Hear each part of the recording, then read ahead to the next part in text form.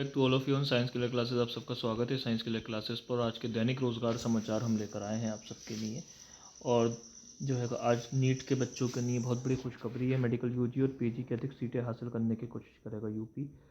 तो ये खबर छपी है। प्रदेश के सभी चिकित्सा संस्थानों और राजकीय व स्वशासी मेडिकल कॉलेजों के अधिकारियों को निर्देशित किया है कि मेडिकल की स्नातक और परास्नातक तथा सुपर स्पेशलिटी सीटें बढ़ाने के लिए आवेदन करें।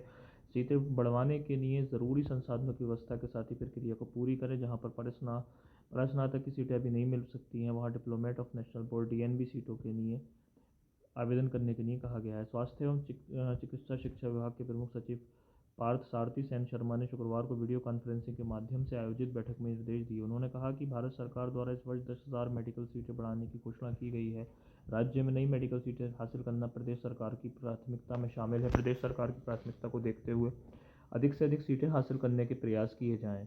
इसलिए ज़रूरी है कि संस्थान या मेडिकल कॉलेज में उपलब्ध पदों का आकलन करते हुए मेडिकल और की अतिरिक्त यूजी और पीजी सीटें हासिल करने के लिए समय से आवेदन कर दिया जाए। यदि अतिरिक्त पद सृजन की आवश्यकता हो तो इसके लिए शासन को प्रस्ताव भेजे जाए। नियमित रूप से पदों को भरने तथा सारी संविदा के आधार पर भी रिक्त पदों को भरने का प्रयास किया जाए। बैठक के दौरान प्रमुख सचिव ने चिकित्सा संस्थानों व मेडिकल कॉलेजों के प्रधानाचार्यों, कुलपति, निदेशक से संस्थानों में लगे उपकरणों की क्रियाशीलता सुनिश्चित करने को कहा। निर्देशित किया कि पिछले वित्तीय वर्ष में जो उपकरण खरीदे गए हैं जनता की सेवा में लगाया जाए। हीट वेव की तैयारी को भी चाक चौबंद रखने को कहा गया। प्रमुख सचिव ने अग्नि सुरक्षा और विद्युत सुरक्षा की ऑडिट कराते हुए अनापत्ति प्राप्त करने के निर्देश दिए। चेतावनी दी है कि यदि कहीं कोई दुर्घटना लापरवाही कारण होती है तो संबंधित चिकित्सा इकाई के प्रभारी की जिम्मेदारी तय होगी। इस बैठक में सचिव चिकित्सा शिक्षा पन्नायू, महानिदेशक चिकित्सा शिक्षा किंजल सिंह तथा अन्य अधिकारी उपस्थित रहे। तो ये थी आज की जो खबर थी, जो मेडिकल यूजी और पीजी की अधिक सीटों को हासिल करने के लिए थी यूपी में। उसके बाद अगली खबर की ओर बढ़ेंगे। असिस्टेंट प्रोफेसर हिंदी की जो परीक्षा हुई है, इसकी तैयारी और जीएस वगैरह का हमने अभी वीडियो डाली थी। उत्तर प्रदेश शिक्षा सेवा चयन आयोग की ओर से प्रदेश के आशासकीय सहायता प्राप्त महाविद्यालयों में असिस्टेंट प्रोफेसरों के 910 पदों पर चयन के लिए आयोजित लिखित परीक्षा गुरुवार को संपन्न हो गई। गुरुवार को दूसरी पाली में हिंदी विषय की परीक्षा देने वाले अभ्यर्थी प्रश्न पत्र से संतुष्ट नहीं हैं और विभिन्न सोशल मीडिया प्लेटफॉर्म पर अपना विरोध दर्ज करा रहे हैं। अभ्यर्थियों का दावा है कि असिस्टेंट प्रोफेसर हिंदी की नियुक्ति के लिए तत्कालीन उच्चतर शिक्षा सेवा चयन आयोग ने वर्ष 2021 में हिंदी विषय का एक वृहद पाठ्यक्रम तैयार किया था। उस पाठ्यक्रम में तकरीबन 8 से 10 हज़ार की किताब शामिल की गई थी। संशोधित पाठ्यक्रम पर आधारित अब तक 2 परीक्षाएं कराई जा चुकी हैं और दोनों पाठ्यक्रम में शामिल पाठ्यपुस्तकों की भूमिका का वजूद ही नहीं रहा। इस बार यानी 2025 में तो बिल्कुल ही नहीं।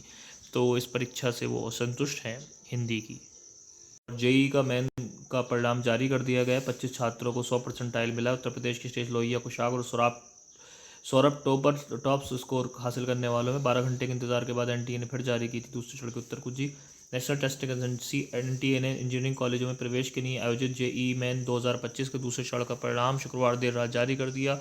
जेई मेन के सत्र के एक और 2 की परीक्षा में कुल 25 अभ्यर्थियों ने 100% स्कोर किया। राजस्थान के ओम प्रकाश बोरा, सक्षम जिंदल, अर्णव सिंह, रंजित गुप्ता, मोहम्मद अनस, आयुष सिंगल, अक्षय शर्मा ने टॉप स्कोर पाया है।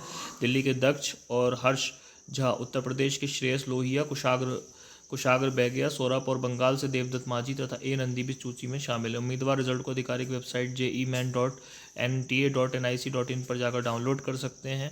इससे पहले छात्रों को 12 घंटे से इंतजार कराने के बाद एनटीए ने जेई मेन के दूसरे चढ़ की अंतिम उत्तर कुंजी शुक्रवार को दोपहर 2 बजे फिर से जारी की। इस उत्तर कुंजी में छात्रों ने बदलाव के दावे किए। एनटीए ने गुरुवार की शाम को अंतिम उत्तर कुंजी जारी करने के बाद उसको हटाए जाने के पीछे कारण नहीं बताया। एनटीए के सूत्रों के अनुसार गुरुवार को जो उत्तर कुंजी जारी हो गई थी वे दुरुस्त नहीं थे। ऐसे में जैसे इसकी जानकारी लगी तो तुरंत हटवाया गया। वहीं एनटीए ने शुक्रवार सुबह 10:30 बजे से दूसरे चढ़ के अंतिम उत्तर कुंजी को नए सिरे से जारी करने की जानकारी दी। और इसमें जो अगली खबर है वो ये है कि यूजीसी नेट के लिए 7 मई तक आवेदन कर सकेंगे। एनटीए ने यूजीसी नेट के जून सत्र के लिए आवेदन प्रक्रिया शुरू कर दी है। छात्र 7 मई तक आवेदन कर सकेंगे। परीक्षा फीस वे 8 मई तक जमा कर सकेंगे। इसकी परीक्षा 21 से 30 जून के बीच हो सकती है। इसके जरिए जेआरएफ, जूनियर रिसर्च फेलोशिप और उच्च शिक्षण संस्थानों में सहायक प्राध्यापक के रूप में पढ़ाने की पात्रता के साथ पीएचडी कोर्स में दाखिले के लिए दिए जाते हैं। ये परीक्षा पिछले साल पेपर लीक होने के चलते रद्द करनी पड़ी थी। तो आज के जो रोज़गार समाचार हैं इतने ही। कल फिर मिलेंगे। Thank you very much to watch full video.